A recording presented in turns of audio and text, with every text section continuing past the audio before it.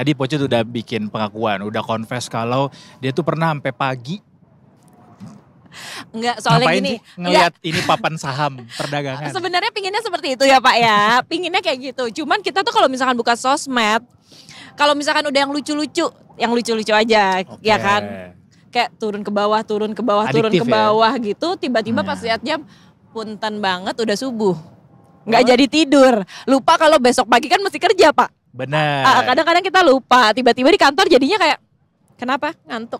Tapi jangan sedih, yang lo lakukan, yang lo alami itu juga dialami oleh jutaan anak lainnya di seluruh dunia. That's why kita penting banget untuk bisa memperhatikan atau mendengarkan diskusi ini. Karena kita akan bahas bagaimana otak tuh akhirnya bisa dikatakan rusak gara-gara kebanyakan spending waktu ke gadget gitu. Atau istilahnya sekarang brain rot gitu ya. Kita akan bahas ini bersama psikolog anak dan remaja. Ada Mbak Vera Itabiliana di sini yang sudah bergabung bareng sama kita. Selamat sore. Selamat sore Edu sama Poco. Apa kabar? Baik.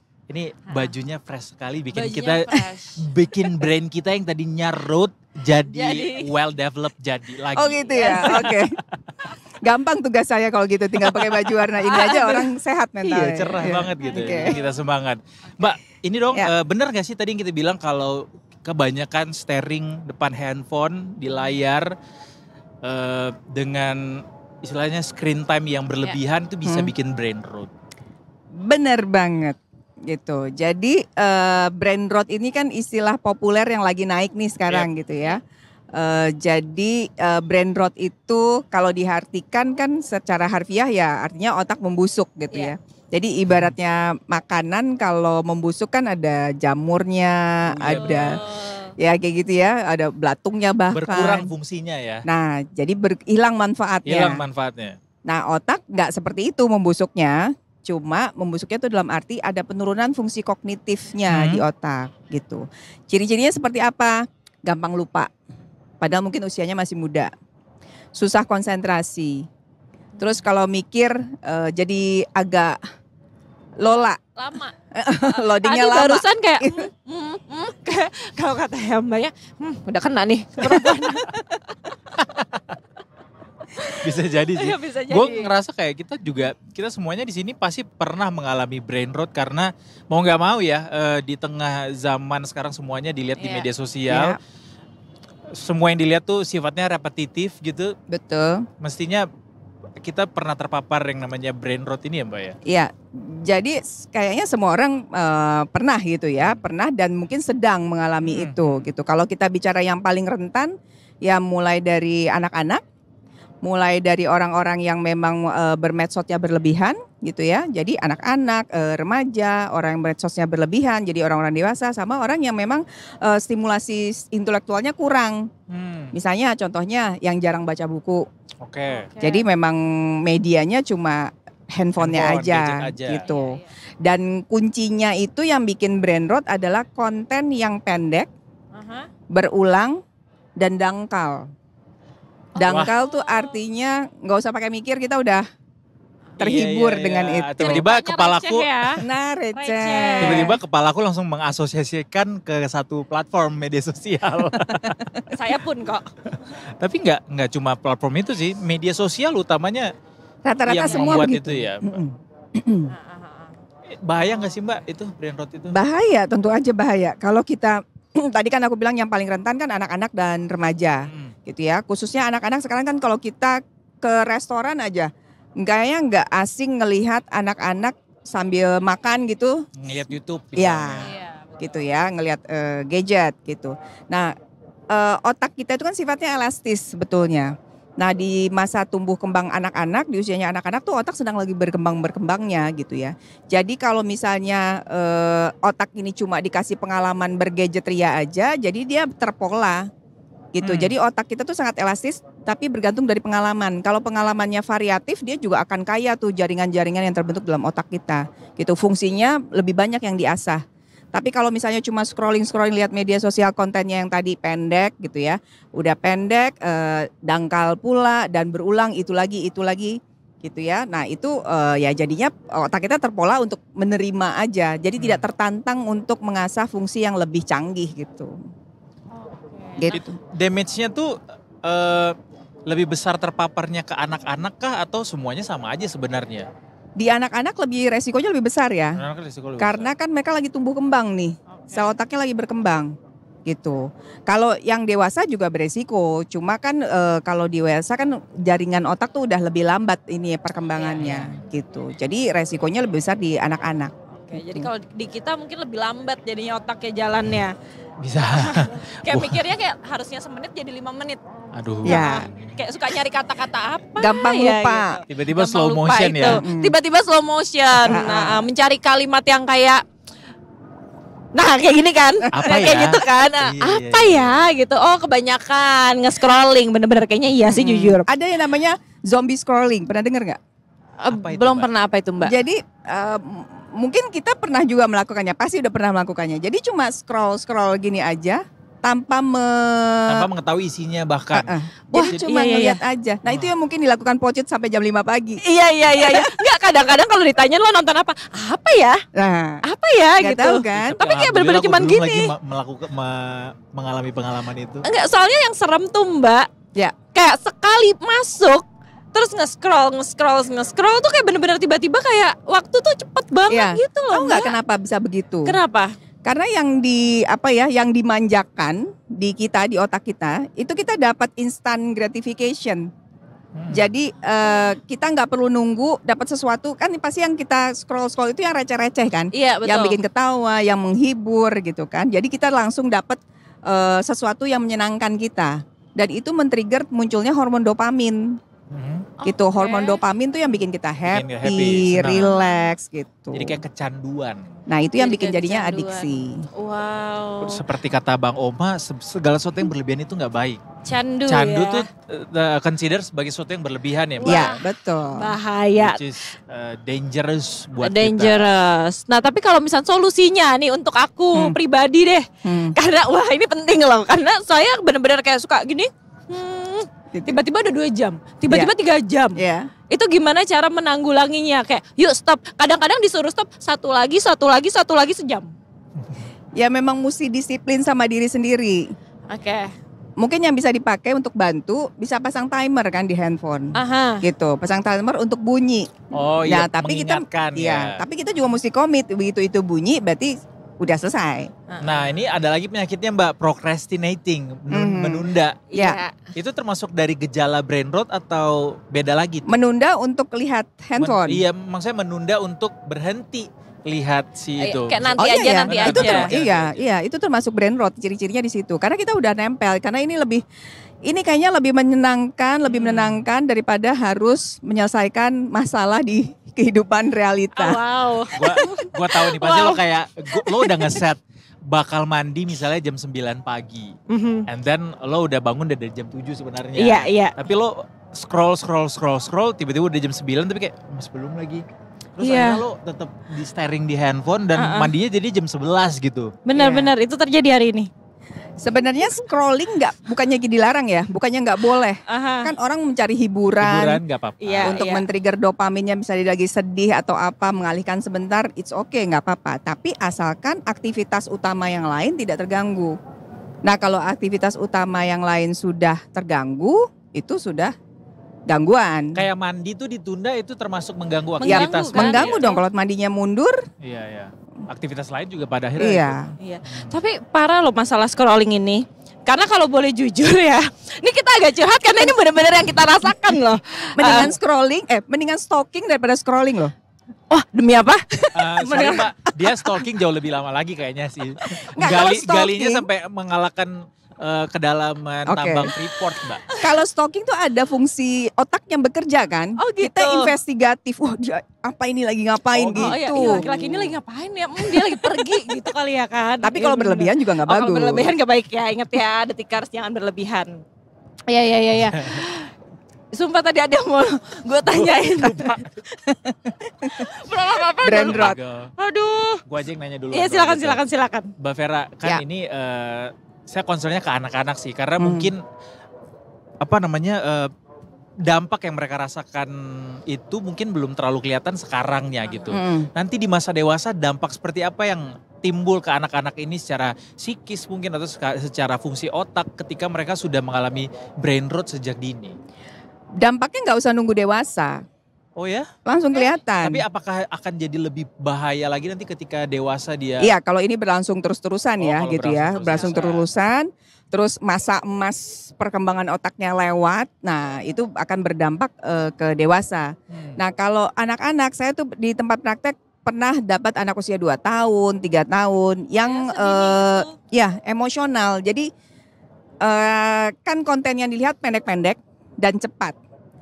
Jadi berapa lama sih 30 detik ya paling ya? Iya. 30 detik terus udah ganti.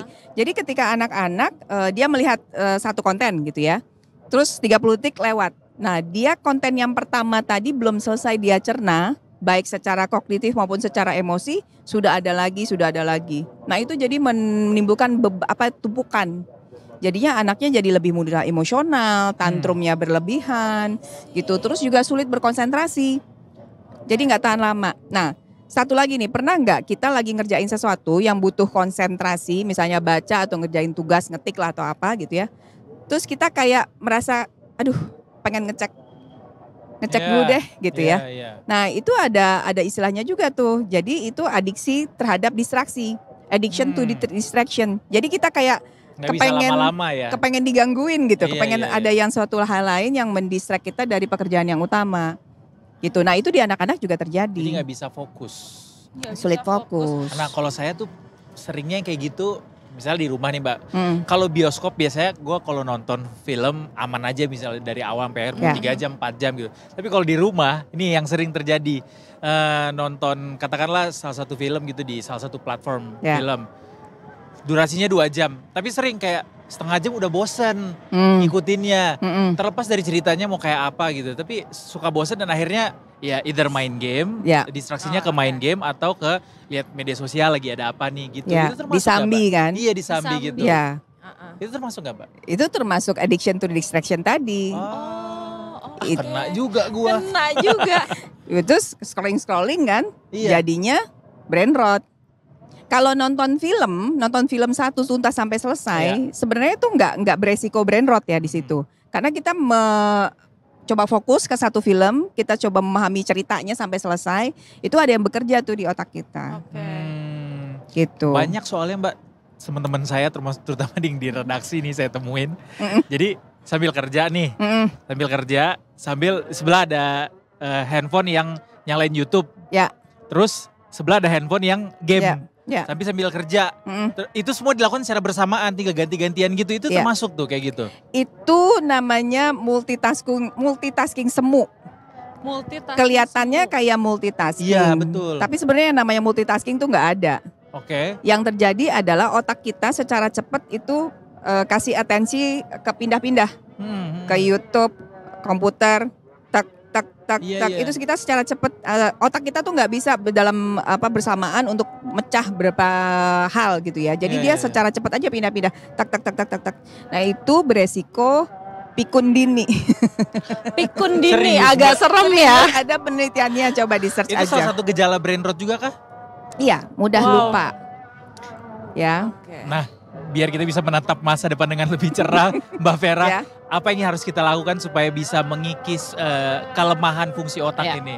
Jadi satu, kasih batasan untuk bergadget atau untuk scrolling, untuk zombie scrolling tadi kasih batasan, pasang timer, terus luangkan dalam waktu itu untuk melakukan kegiatan yang menstimulasi fungsi kognitif kita seperti baca buku, berinteraksi sama orang nih secara real, ngobrol gini, diskusi. Nah, itu juga mengasah terus otak kita.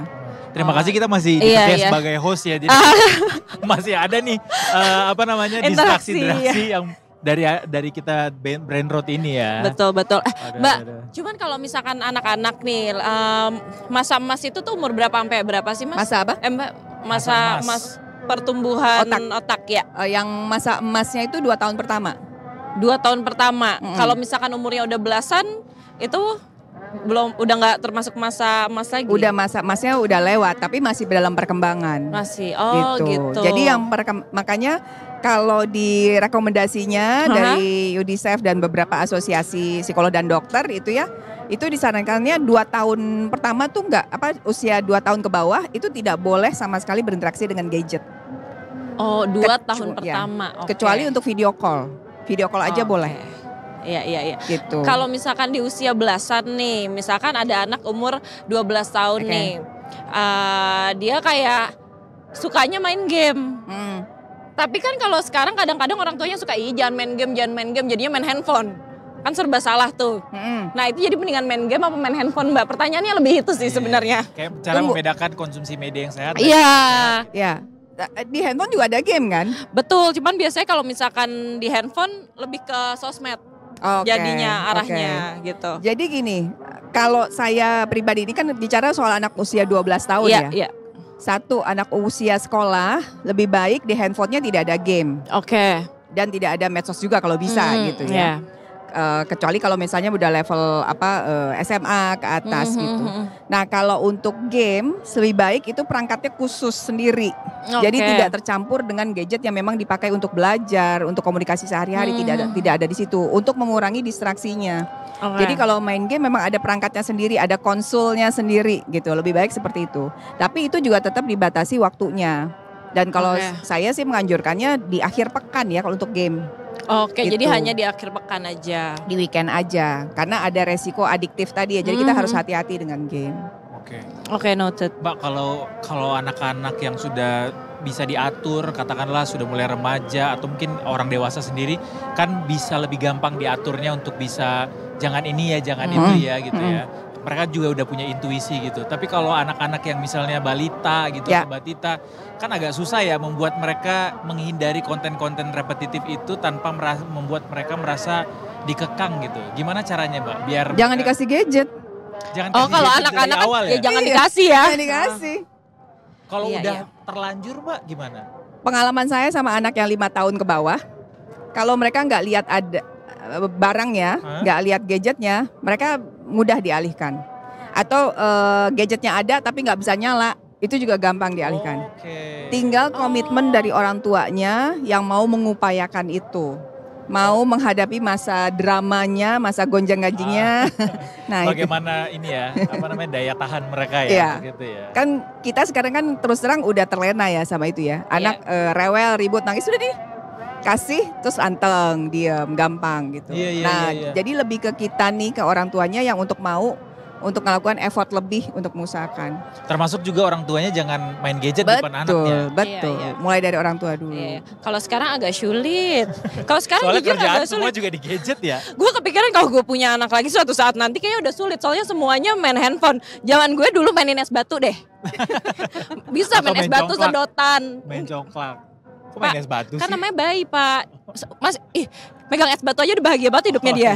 Kalau sekarang tuh susah gitu loh, karena ngelihat anak-anak lain teman-temannya mainnya main gadget. Jadi kayak makanya itu tantangan bersama. Itu tantangan sih, sebuah tantangan. Iya. Apalagi di tengah kondisi kota yang serba cepat, penuh tekanan, pasti orang akan cari sesuatu yang bikin dia bisa secara instan terhibur gitu Mbak ya. Terus gimana dong Mbak buat masyarakat perkotaan ini bisa mengalihkan rasa stresnya tanpa harus ke gadget ini?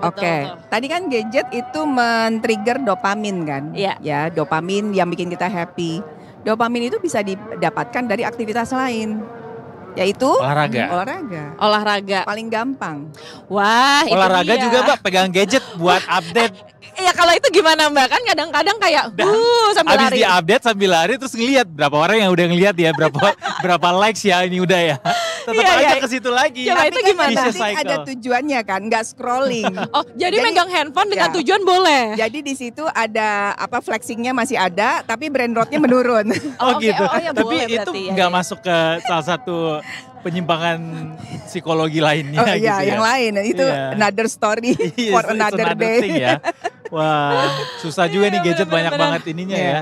Distraksi ya. Di satu sisi dia membantu banyak sekali hal, tapi juga menyiapkan ancaman yang banyak juga buat kita manusia. Jadi kan sebenarnya kalau kita tahu bagaimana memanfaatkannya, manfaatnya banyak ya, dampak positifnya bisa. Jadi kita nggak bisa juga bilang oh nggak boleh sama sekali gitu ya. Kalau kita lihat sekarang kalau kita bicara anak-anak, mereka kan juga bisa ada kayak klien saya tuh dia pinter gambar, terus dia bisa posting di media sosial, dia bisa jual gitu kan, ada manfaatnya gitu. Iya, iya. Nah, sekarang yang kita hindari adalah ya itu tadi salah satunya ya scrolling tanpa tujuan, yang tidak mengasah fungsi otak. Nah itu yang kita hindari. Gitu. Kalau kata anak skena nih, Mbak Vera, Anak skena, ya. Skena. kan ada istilah digital detox. Ya. Jadi mereka mundur dari sosial media, either seminggu, 2 minggu. Itu tuh make sense gak sih? Works out gak sih? Make sense tergantung individu masing-masing, bisa nggak? Dan realistis aja. Jangan sampai si detox ini justru menimbulkan stres. Dan gitu akhirnya malah membuncah nanti ketika buka puasa gitu ya.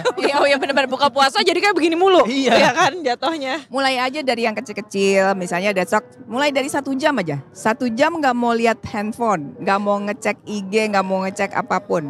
Bisa nggak? Terserah ngapain aja. Kalau tidur boleh nggak pilihannya Mbak? Jadi instead of itu tidur boleh, gitu. boleh. Oh nap, berarti kita harus nap. Bagus juga. Daripada makan siang, habis makan siang ngecek handphone gak baik. Bentar. Orang dewasa tuh tidur tuh kayak emas sekarang.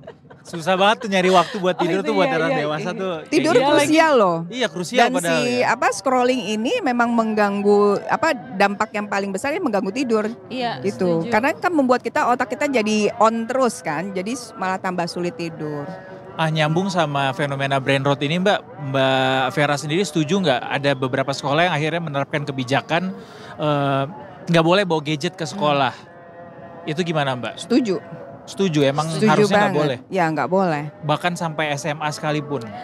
Gini, dilihat dari kebutuhannya. Gadget ini kebutuhannya untuk apa? Kalau untuk belajar ya oke. Jadi kan bisa diatur. Sekarang kan yang sulit adalah kebutuhannya misalnya cuma 3. Tapi si gadgetnya tuh provide sampai 10. Jadi ada hal-hal lainnya sebenarnya nggak dibutuhkan anak dipakai sama dia. Dan itu mungkin dampaknya nggak bagus. Gitu. Misalnya kebutuhannya hanya untuk komunikasi, untuk telepon dijemput. Ya berarti beliin gadgetnya yang nggak usah yang canggih-canggih banget dong. Yang tulis ringingnya ringing aja yang gitu. hidayah aja ya Mbak ya. Bener-bener enggak jatuhnya Hidayah. cuma buat nelpon tapi max belakangnya. Kan kadang-kadang suka gitu anak-anak zaman sekarang kan. Iya sih. Ada max Gitu. ya. Jadi disesuaikan dengan kebutuhan. Iya, oke. Jadi sebenarnya ini juga kalau misalkan untuk ranah anak-anak, orang tua nih sebenarnya yang berperan untuk kayak yuk kita coba lebih mindful yuk orang tua juga kasih aktivitas kali ya Mbak ya berarti. Iya, jadi kalau saya kasih saran ke orang tua yang datang ke tempat praktek, pertama adalah bikin list dulu, bikin daftar dulu aktivitas penggantinya apa. Oke. Jadi supaya si orang tua punya amunisi, jadi nggak kehabisan ide gitu kan. Iya betul. Oh ini biasanya dia main gadget nih, dia nggak boleh nih sekarang. Jadi apa ya gitu. Nah itu harus dikeluarkan dulu aktivitas penggantinya. So far yang paling bisa menyaingi main gadget itu adalah main di luar sama teman-teman. Oh playdate gitu ya. Iya. Nggak ada lapangan lagi Mbak di luar. Nggak boleh main di mana tengah jalan. Boleh nggak diganti kayak nyetrika, nyuci baju, nyapu. Itu namanya perbudakan. Eksploitasi anak ya. Terus sayangnya juga di kota besar kayak Jakarta. Lahan ya kurang walaupun ya. Air Petra juga udah mulai banyak dibangun tapi tetap aja orang mainnya gadget ya Mbak ya. Iya. Atau gini, libatkan anak dalam kegiatan sehari-hari gitu ya. Membantu nyetrika tadi. Kan kalau bantuin doang boleh kan? Boleh, bantu boleh. Ngelipetin kain. Masak, ngotekin kacang panjang, ngotekin kangkung, kayak gitu. Jadi dilibatkan. Kayak zaman dulu pas kita disuruh ikutan aja, motong apa kek, yang penting ngapain kek gitu. Tapi pada akhirnya emaknya bilang gini, udahlah lo di sana aja malah gangguin. Aduh malah jadi ribet soalnya. Iya. Balik lagi kan ke komitmen orang tuanya. Sekarang tinggal pilih mau anaknya brain rot atau rumahnya berantakan. Nah betul. Mungkin boleh itu diingetin betul. sekali lagi Mbak, seberapa besar damage dari brain rot ini kalau sampai kejadian ke anak-anak. Sekalian buat closing statement buat orang tua, kalau mengalami hal ini apa yang mereka harus lakukan? Oke, jadi brain rot ini kan datangnya dari perilaku scrolling konten yang pendek, dangkal dan berulang gitu ya. Jadi ini dampaknya adalah mengganggu konsentrasi anak gitu ya, menimbulkan gangguan emosi juga karena ada konten-konten yang tidak bisa dicerna secara emosional dengan baik oleh anak. Terus juga ada gangguan tumbuh kembang yang banyak saya temui adalah gangguan bicara, jadi telat bicara. Oh, speech delay. Iya, speech delay yang memang murni karena stimulasinya kurang gitu ya. Nah, apa yang mesti dilakukan ya batasinya tuh mulai dari durasinya bolehnya berapa lama, kapan anak boleh bergadget, di mana ya, apakah di dalam kamar boleh, tentu tidak ya dianjurkan. Terus di rumah juga ada tempat-tempat yang memang gadget free. Misalnya di meja makan nggak boleh ada yang bawa handphone. Pun orang tuanya juga harus Sama. itu. Oke. Itu berlaku untuk semuanya. Jadi tadi durasi, di mana, kapan gitu ya, dan apa kontennya. Kontennya juga harus diseleksi yang sesuaikan dengan usia si anak. Gitu. Jadi penting untuk bikin rules ya buat anak itu Iya. ya. Apalagi di kondisi sekarang. Ini ada pertanyaan, jadi konten yang bikin brain rot itu konten yang seperti apa? Tadi udah dibilang sama Mbak Vera ya Mbak? Yang pendek, repetitif yang ya? pendek. ya, repetitif dan dangkal. Banyak yang boleh sebut nama nggak sih di sini? Platformnya? Tontonannya. Tontonannya Oh, apa, Mbak? boleh. Skibidi Toilet pernah dengar nggak? Skibidi Toilet. Tahu lagi. Tahu Contohnya benar-benar. Oh itu contohnya, kayak gitulah kontennya ya? Iya. Iya. Iya, iya. Banyak sebenarnya di media sosial tuh. Nggak cuma di Iya. 1-2 media sosial tapi di semuanya biasanya gitu. Karena media sosial pun pada akhirnya berjalan untuk menimbulkan efek brain rot tadi ya Mbak ya? Ya. Atau juga Algoritma yang segala konten-konten yang kayak prank-prank, Ya. Oh, itu juga. challenge-challenge. Terus yang ada clickbait yang judulnya kayaknya menarik, begitu kita klik ternyata ngomongin yang lain. Kalau review-review masih aman?